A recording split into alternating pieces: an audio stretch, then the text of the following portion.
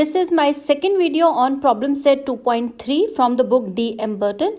In my first video, I have taken the question number 1 to 5 of this problem set 2.3.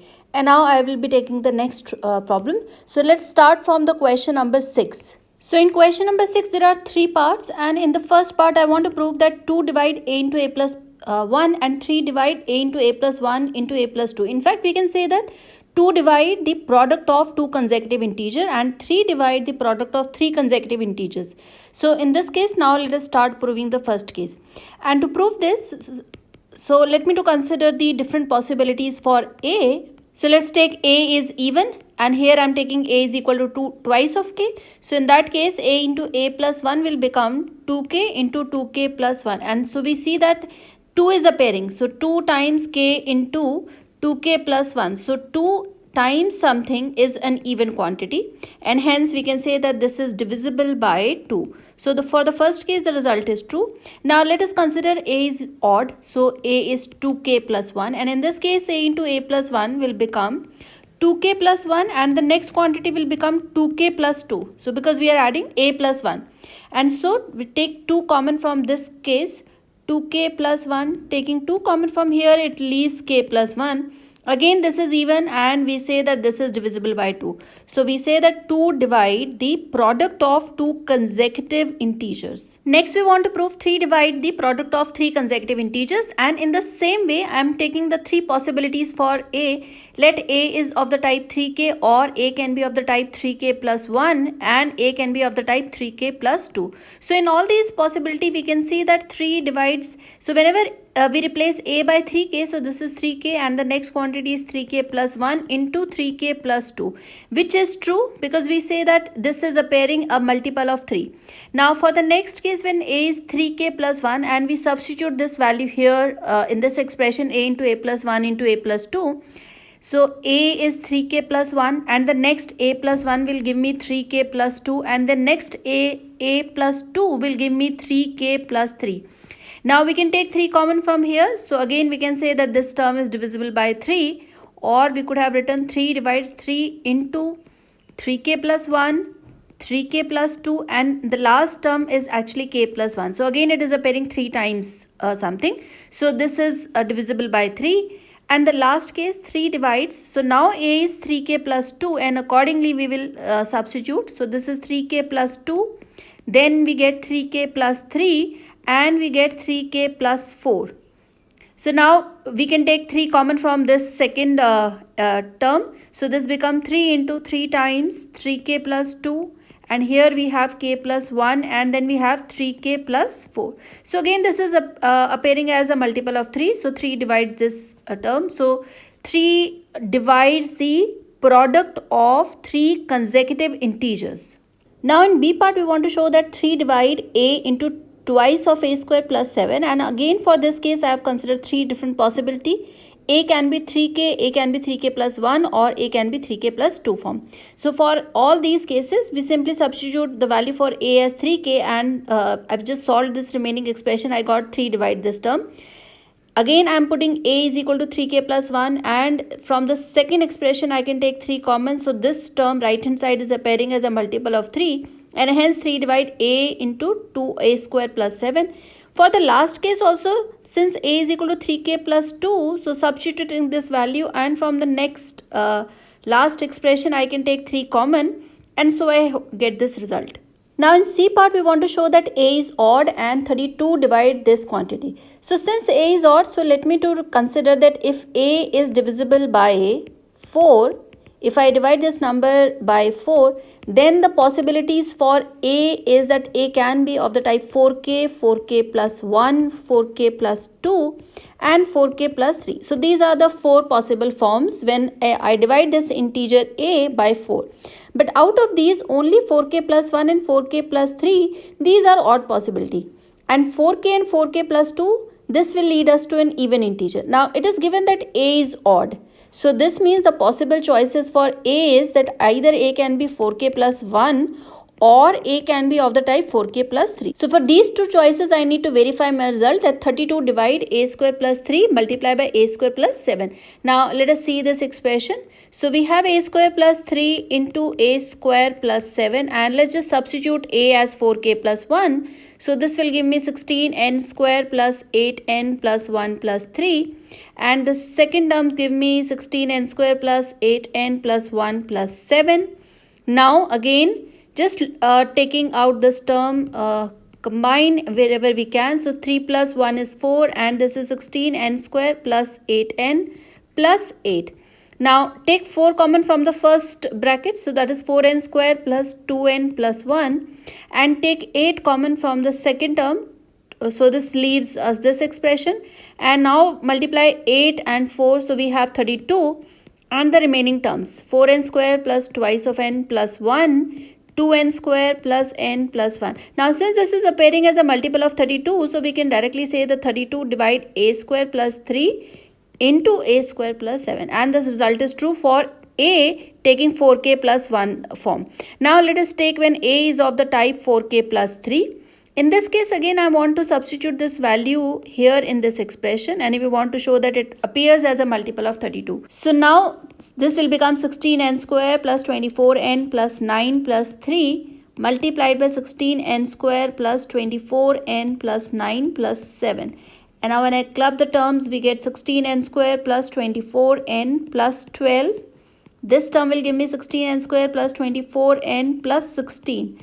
Now again taking 4 common from the first term, first bracket, and then taking 8 common from the second one, I get this value. And now again multiply this 4 by 8, we got 32, and we have the remaining expression 4n square plus 6n plus 3. And here we have 2n square plus 3n plus 2. Now we see that this is also coming as a multiple of 32. So when it is coming as a multiple of 32, so we can say that 32 divide a square plus 3 multiplied by a square plus 7. And hence we prove our result that whenever a is odd, then 32 divide this term a square plus 3 into a square plus 7. In question number 7, I want to show that if a and b are both odd integers, then 16 divide a to the power 4 plus b to the power 4 minus 2. So for this case, let us consider a to be odd, and I am considering a as 2n plus 1, and let me to consider b as 2m plus 1, where n and m belongs to integer. So now let's see what is a raised to power 4. So this becomes 2n plus 1 to the power 4, which I can open it by the square term. So considering the term as a square, and then I open this formula. So 2n plus 1 whole square. So what I did is I simply written 2n plus 1 whole square into 2n plus 1 whole square, and I've opened the square. Now re-multiplying this term, I will get the quantity as 16n to the power 4 plus 32n cube plus 24n square plus 8n plus 1. So that's the expression I get. And so similarly b to the power 4. Now replace n as m. So we get 16m to the power 4 plus 32m cube plus 24m square plus 8m plus 2. So now what we want is, we want a to the power 4 plus b to the power 4 minus 2. So now we simply add this 1 and 2 and subtract minus 2 from these. So we get, and here it was 1. So please correct this. This was 1. So now we have this expression as, so these 2 plus 1 and minus 2 get cancelled, and the remaining expression from these two, we can see that 16 is common. So we have n to the power 4 plus m4 plus twice of n cube plus m cube. And the remaining term is this 24n square plus 8n. I'm just clubbing this with this one and the remaining with this one, plus 24m square plus 8 times m. Now this is already multiplied by 16. If we can show that these two terms are also a product of 16, 16 q dash plus 16 into q double dash, then we can take common 16 from all the remaining terms. So here is the left out expression, and so we can show that 16 divide a to the power 4 plus b to the power 4 minus 2. So now what is remaining to show is that this expression is also appearing as a multiple of 16. And if this expression appears, then certainly in the same way replace n by m, we can write this also as a multiple of 16. Now, so I show here to show 16 divide 24n square plus 8n. And to show that, I can use again, take n is equal to 2k or 2k plus 1. So when n is equal to 2k, we see that 24n square plus 8n, this is equal to 24 into 4k square plus 8 into 2 times k. And here you can see that 24 I can write 4 into 6 into 4k square, and this is 8 into 2 times k. Now what we want to take common? We want to take common 16. So club this 4 that is 16 and 8 into 2 is 16. So inside we have 6k square plus k. And so this becomes 16q dash. So this is for the first case when we have considered n is equal to 2k. And now let me to consider here when n is equal to 2k plus 1. And for this also we will show this same term is coming out. This is equal to 24 times 2k plus 1 whole square plus 8 into 2k plus 1. This is equal to 24 into 4k square plus 4k plus 1. Just opening the square. This is 16k plus 8, which is equal to 16 into 6k square plus 6k plus k. And here we have 24 plus 8. So this 24 is because of the constant term when I multiply 24 by 1. Now this is 16 times something, and let's call this as k dash, plus this term is 32, and taking 16 common from here, the remaining term we can call it as q dash. So we see that we got 16 q dash in both the possibility whenever n takes 2k plus 1 or n takes 2k. So this means that this expression is always divisible by 16, and hence we could have replaced this here in this expression. So our result hold true, which means 16 divide a to the power 4 plus b to the power 4 minus 2. In question number 8, we want to prove the following. The sum of square of two odd integer cannot be a perfect square. So we want to show that the sum of two odd integer square. And we know that we can write odd integer as 2n plus 1, where n belongs to integer. So what we are taking is, let's take the square of the odd integer. This will be of the type 4n square plus 1 plus 4n, and we see that this is, we can take 4 common from here. So this is 4k plus 1. So whenever we take the square of an odd integer, it is of the type 4k plus 1, or we may say that this is always congruent to 1 modulo 4. So this leaves actually a remainder 1 here we can see. So now what we want is, we want to sum the two odd integers. So if we want to sum the two odd integer, let us consider one integer and the another integer. So this is the sum of two odd integer. Let's write here sum of two odd integers. Now as both of them will leave the remainder 1, so this will leave us 4 times for this expression I am considering this as 4 times k1 plus 1, and for the next expression it is again going to leave us something 4 times k2 plus 1. And so I can take 4 common from here. This is k1 plus k2, and these two ones add, this become 2. So you can take 2 common from the all expression. This is twice of k1 plus k2, and then we have 1. So this is an even term. We can see that this is a multiple of 2. So this is 2 into some odd number, because inside the bracket we have this expression which is twice of something plus 1. So this is not a perfect square. So we can simply say not a perfect square. Now we further provide an alternate proof to this problem. Let's say we want to show that a square plus b square is not equal to c square. So sum of two odd integers cannot be a perfect square. And here we have considered a and b as odd integers.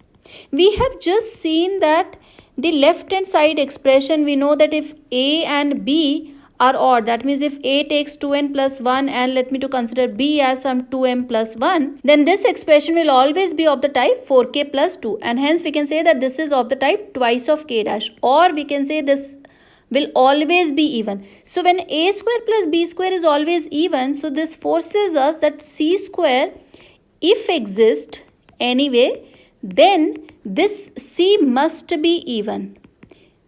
Okay, so now let's see that, let's c is equal to 2k. In that case, c square will be equal to 4q square. But if you compare now this expression, a square plus b square is actually 4k plus 2. And here we are saying that c square is 4q. Or I can write this as 4 into k, where k is equal to q square. So this is a contradiction to the uniqueness of the division algorithm, because here we are saying that a square plus b square is 4k plus 2 type, and here C is coming as 4k, and so we can directly say that a square plus b square is not equal to c square. In the B part of the question number 8, we want to show the product of 4 consecutive integers is 1 less than the perfect square. And to prove this expression, let me to consider the 4 consecutive integers. So x into x plus 1 into x plus 2 into x plus 3. And now what I do is I'll just rewrite these terms, clubbing these two terms, x into x plus 3, and then I take the product of these. Although they all are again in the product form only, it's just that I am multiplying first these two and then these two. So this will become x square plus 3x, and then we multiply the remaining two. This is x square plus 3x plus 2. And now let y is equal to x square plus 3x plus 1. So this will become, this expression is y minus 1, because x square plus 3x, taking this one on the other side, can be replaced as y minus 1. And this expression will be y plus 1. And we see that this will become y square minus 1. So this is a perfect square minus 1. So 1 less than the perfect square, or we can say that x square plus 3x plus 1 whole square minus 1. So that proves our this expression, that product of 4 consecutive integers is 1 less than the perfect square. So we have a perfect square and we are subtracting 1 from this. Or we could have taken the product of 4 consecutive integers in this form also, n minus 1, n into n plus 1 into n plus 2, and now multiply these two. So this will give us n square plus n and the remaining term. So multiply the remaining term. So that is n square minus n plus 2n minus 2. This will become n square plus n, and here we can see that this is n square plus n minus 2. Now you notice that we are having the repetition of the term. So just multiply them again, n square plus n whole square minus twice of n square plus n. So what I did, I multiplied this term with this one, minus again this term with another one, and now add and subtract 1. So plus 1 and minus 1. So now this will become a perfect square. So treating this as some variable, let's consider this as q square minus 2 times q plus 1 and minus 1, where q is n square plus n. So we know that this is q minus 1 whole square minus 1. So that becomes the perfect square. And now I substitute back the value for q. So this is n square plus n minus 1 whole square minus 1. Even in this way, we can prove that this is product of 4 consecutive integer is 1 less than the perfect square. In question number 9, I want to show that establish this fact that the difference of 2 consecutive cubes is never divisible by 2.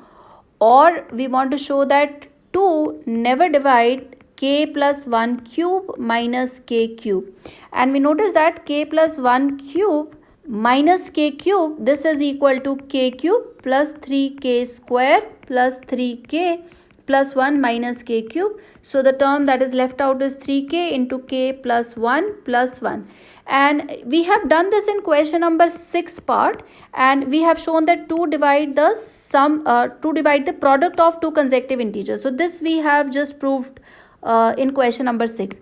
So now using this fact, what does that I get? So this means this term k into k plus 1, this is a multiple of 2. So note k into k plus 1 is some twice of q. So use this 1 in this star.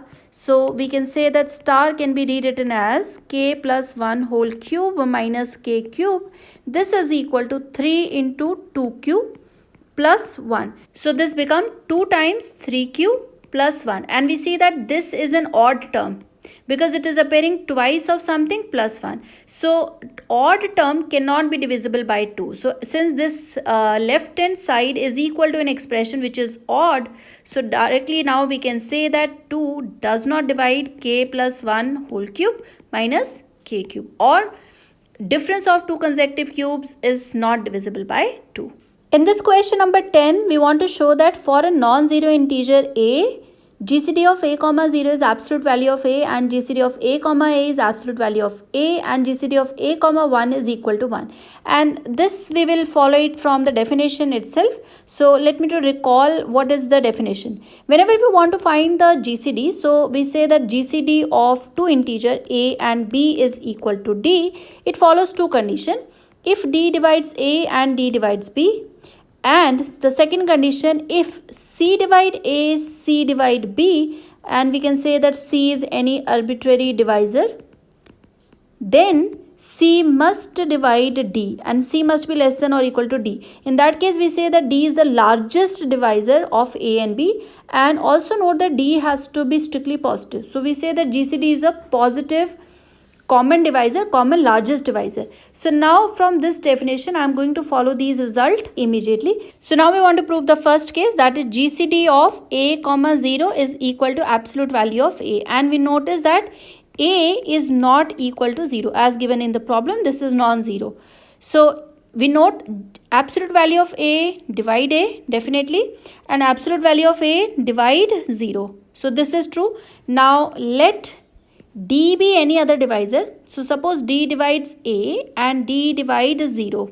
Okay. So notice that if d divides a, d divides 0, then obviously d must be less than or equal to a from here, and a is always less than or equal to absolute value of a. So this means absolute value of a is the largest. As in this case, I have selected d as any arbitrary divisor. We can write here d is arbitrary divisor.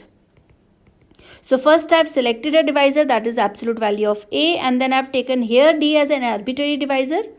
So that d, which is arbitrary, is always less than or equal to absolute value of a. So this is very clear that the GCD of a and 0 is equal to absolute value of a. Now for the second case, what I want, we want in the second case GCD of a and a is equal to absolute value of a. Again, this is very clear.